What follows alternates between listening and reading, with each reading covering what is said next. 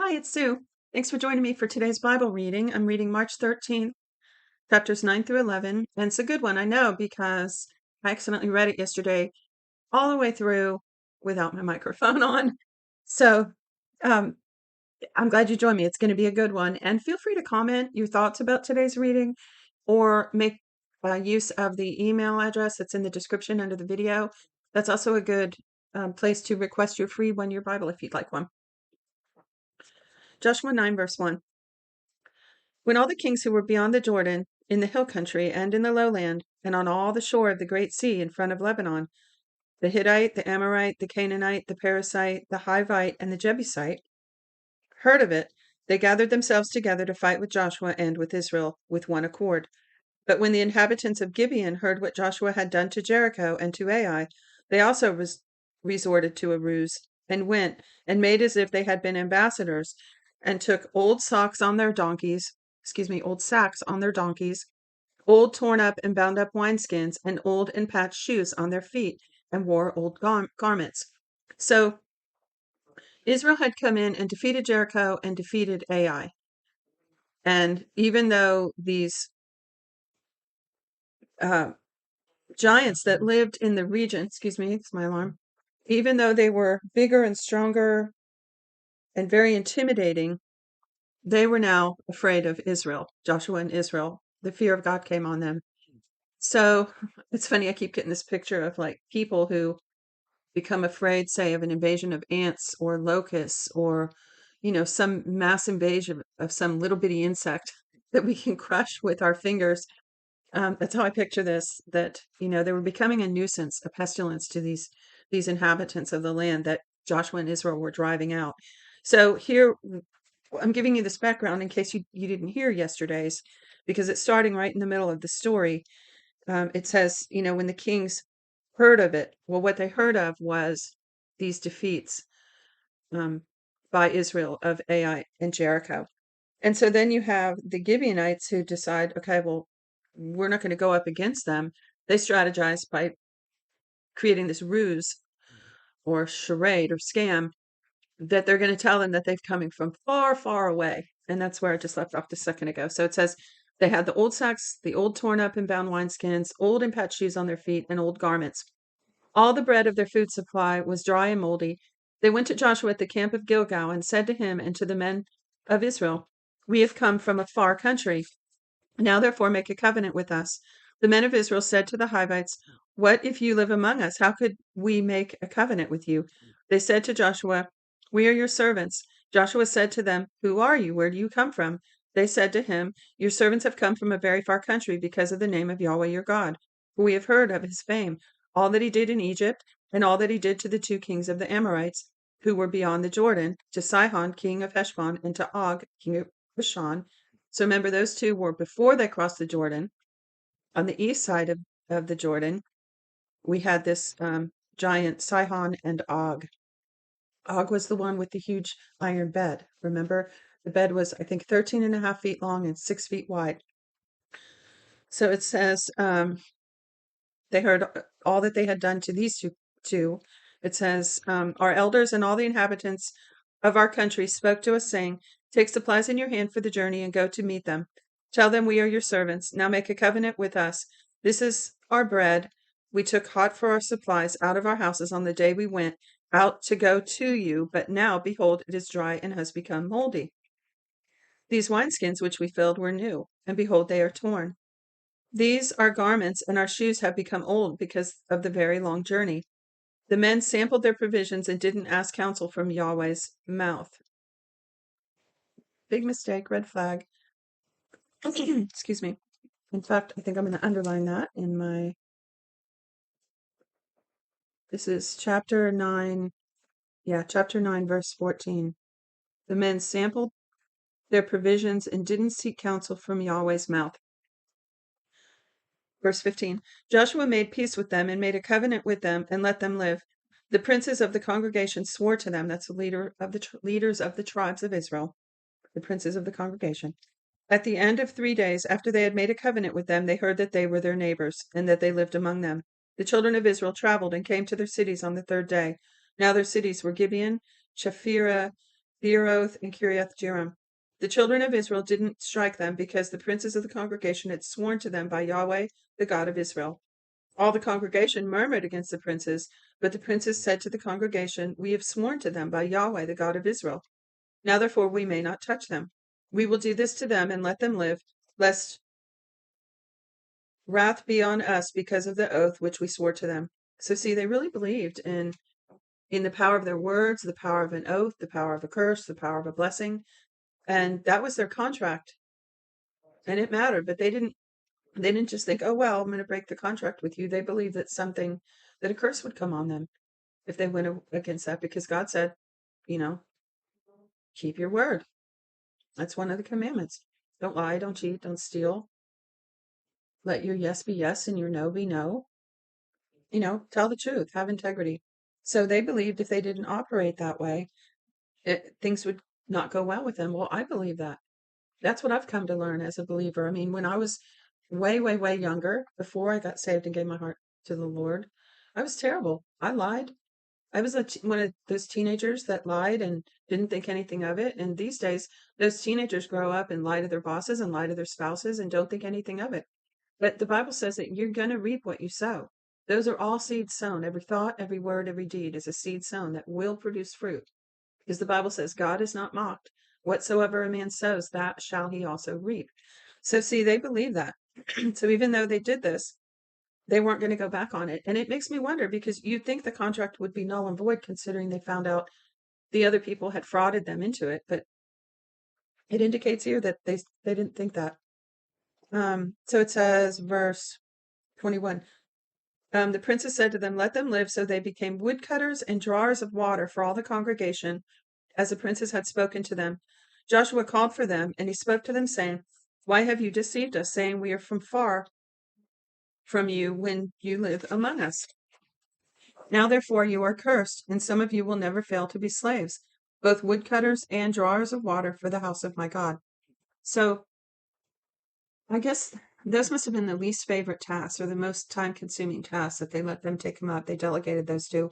What a relief that must have been to them, And somehow, remember, I always say, like, some of these parts of both the Torah and here in Joshua and other parts of the Bible, it's hard for us to understand in our modern paradigm, because they were all somehow okay taking them as slaves. They thought, well, that's fair. We deceived you. You're taking us as slaves. But also, we have to remember that when you were a slave, you were being taken care of. Um, and to some people, that's preferable to the alternative. Still that way today. You can look around. Some people would rather be, like, even in America, like a servant and be taken care of than to have to be responsible to go, like back in this day, get your own flock, take care of your own family, run your own business, so to speak. So it's interesting that they made them woodcutters and drawers of water, and they agreed. Verse 24. They answered Joshua and said, "Because your servants were certainly told how Yahweh your God commanded his servant Moses to give you all the land and to destroy all the inhabitants of the land from before you. Therefore we were very afraid for our lives because of you, and have done this thing. Now behold, we are in your hand. Do to us as it seems good and right to you to do." He did so to them and delivered them out of the hand of the children of Israel, so that they didn't kill them. That day Joshua made them woodcutters and drawers of water, excuse me, for the congregation, and for Yahweh's altar to this day, in the place where he should choose. Chapter 10.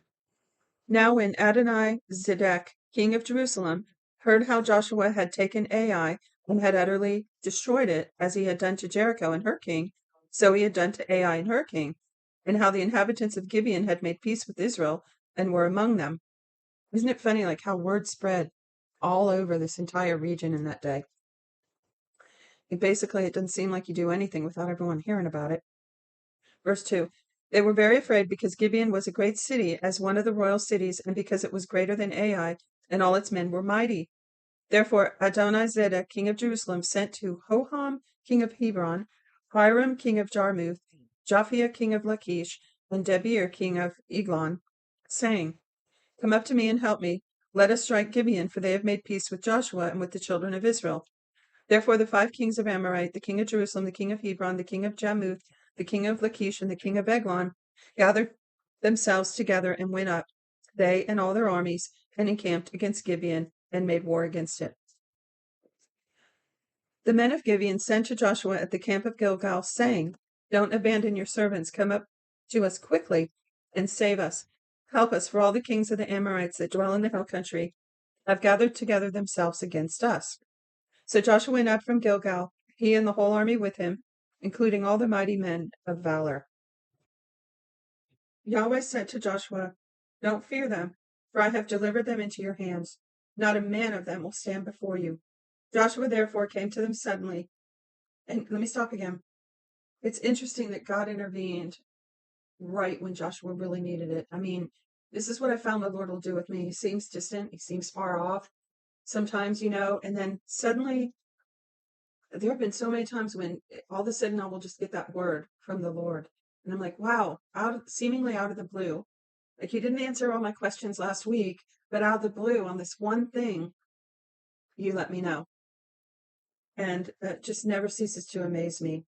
I'll tell you one example. One time I was seeking God. I think I was even fasting. I was seeking God for instructions, and I heard the word Chicago. And I thought, what? Do you want me to go to Chicago, Lord? I mean, I really wrestled with this. I didn't understand what it meant at all. For a day, I guess. It wasn't very long. And one of my daughters called me and told me she was moving to Chicago. And I knew immediately, as soon as she said the word Chicago, I knew the Lord was, that's why the Lord had said that to me. And, I guess he was just giving me a heads up. It's one of his ways of letting me know that he knows exactly what's going on with my life. And all it was a confirmation that he saw what was going on. Just this out of the blue interjection into my life. But anyway, here he intervenes with Joshua because Joshua's about to do something that would be very fearful. And the Lord reminded him, "I'm with you. Don't fear them, for I've delivered them into your hands." So he's got that confidence. He's got his faith now, because what does this Bible say? Is it Hebrews that says faith comes by hearing, and hearing by the word of God? So, and that's the revealed word, that Rhema word. So here it is. The Lord told me he's going to defeat him, so I'm going to go in there and defeat him. And then it says Joshua came to them suddenly, and I think that suddenly there, I'd have to look it up, but reading it in context means like right away, because you'll see it's used again in a few minutes, and it seems to be used the same way. So that word in context seems to be like he came to them right away. So it says, again, excuse my voice. Verse 9, Joshua therefore came to them suddenly. He marched from Gilgal all night. Yahweh confused them before Israel. He killed them with a great slaughter at Gibeon, and chased them by way of the ascent of Beth Horon, and struck them to Azekah and to Makkedah, as they fled from before Israel, while they were at the descent of Beth Horon. Yahweh hurled down great stones from the sky on them at Azekah, and they died. There were more who died from the hailstones than those from the children of Israel, whom the children of Israel killed with the sword. Then Joshua spoke to Yahweh in the day when Yahweh delivered up the Amorites before the children of Israel. He said in the sight of Israel, "Sun, stand still on Gibeon. You, moon, stop in the valley of Ajalon." The sun stood still and the moon stayed until the nation had avenged themselves of their enemies. Isn't this written in the book of Jasher? The sun stayed in the middle of the sky and didn't hurry to go down for about a whole day. There was no day like that before it or after, that Yahweh listened to the voice of a man, for Yahweh fought for Israel. Now, I believe that was true, that really happened. And I wish I had a reference for it, but I heard a sermon one time where the man talked about the astrological proof that they had found about this missing day. Maybe you can look it up somewhere if you're interested. But it was really fascinating at the time. I just don't have any notes from that message. Verse 15, Joshua returned, and all Israel with him in the camp to Gilgal. The 5 kings fled and hid themselves in a cave at Makkedah. Joshua told them, saying, Joshua was told, saying, the 5 kings have been found hidden in the cave at Makkedah. I don't know how to say that one. Makkedah. I'll say Makkedah. Verse 18, Joshua said, roll large stones to cover the cave's entrance and set men by it to guard them. But don't stay there. Pursue your enemies and attack them from the rear. Don't allow them to enter into their cities, for Yahweh your God has delivered them into your hand. When Joshua and the children of Israel had finished killing them with a very great slaughter until they were consumed, and the remnant which remained of them had entered into the fortified cities, all the people returned to camp to Joshua at Makkedah in peace. None moved his tongue against any of the children of Israel. Then Joshua said, "Open the cave entrance and bring those 5 kings out of the cave to me." They did so and brought those 5 kings out of the cave to him, the king of Jerusalem, the king of Hebron, the king of Jarmuth, the king of Lachish, and the king of Eglon. Now, I don't know, but I'm pretty sure these were giant men. I mean, big. Probably at least 9 feet, if not 12. Go look that up sometime. But, that's extra biblical speculation. But more than likely that was the case. So they're huge. So you can imagine this whole production. And it says, when they brought the kings out to Joshua, Joshua called for all the men of Israel and said to the chiefs of the men of war who went with him, "Come near, put your feet on the necks of these kings." They came near and put their feet on the necks. Joshua said to them, "Don't be afraid nor be dismayed. Be strong and courageous, for Yahweh will do this to all your enemies against whom you fight." So he's using them for a demonstration of, a memorial to God, a clear picture so that they will never forget what God has done here. Afterward, Joshua struck them, put them to death, and hanged them on 5 trees. They were hanging on the trees until evening. At that time of the going down of the sun, Joshua commanded, and they took them down off the trees. They threw them into the cave in which they had hidden themselves, and laid great stones on the mouth of the cave, which remain to this very day. Joshua took Makkedah on that day and struck it with the edge of the sword and with its king. He utterly destroyed it and all the souls who were in it. He left no one remaining. He did to the king Makkedah as he had done to the king of Jericho. Joshua passed from Makkedah and all Israel with him to Libnah and fought against Libnah. Yahweh delivered it also and its king into the hand of Israel. He struck it with the edge of the sword and all the souls who were in it. He left no one remaining in it. He did to its king as he had done to the king of Jericho. Joshua passed from Libnah and all Israel with him to Lachish and encamped against it and fought against it. Yahweh delivered Lachish into the hand of Israel. He took it on the 2nd day and struck it with the edge of the sword and with all the souls who were in it, according to all that he had done to Libnah. Then Hormon, king of Gezer, came up to help Lachish, and Joshua struck him and his people until he had left no one remaining. Joshua passed from Lachish and all Israel with him to Eglon, and they encamped against it and fought against it. They took it on that day and struck it with the edge of the sword. He utterly destroyed all the souls who were in it that day, according to all that he had done in Lachish. I said yesterday when I recorded this, when I accidentally recorded without the microphone on, I said, I guess Joshua figured while he had God's favor, he'd go ahead and just take care of all of it. He went all around the region here. So it says, they took it and struck it with the edge of the sword, with its king and its cities and all the souls who were in it, and left no one remaining according to all he had done to Eglon. But he utterly destroyed it and all the souls who were in it. Joshua returned and all Israel with him to Debir and fought against it.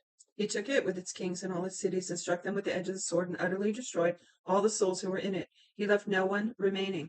As he had done to Hebron, so he did to Debir and to its king, as he had done also to Libnah and its king. So Joshua struck all the land, the hill country, the south, the lowland, the slopes, and all their kings. He left no one remaining. But he utterly destroyed all that breathed, as Yahweh the God of Israel had commanded.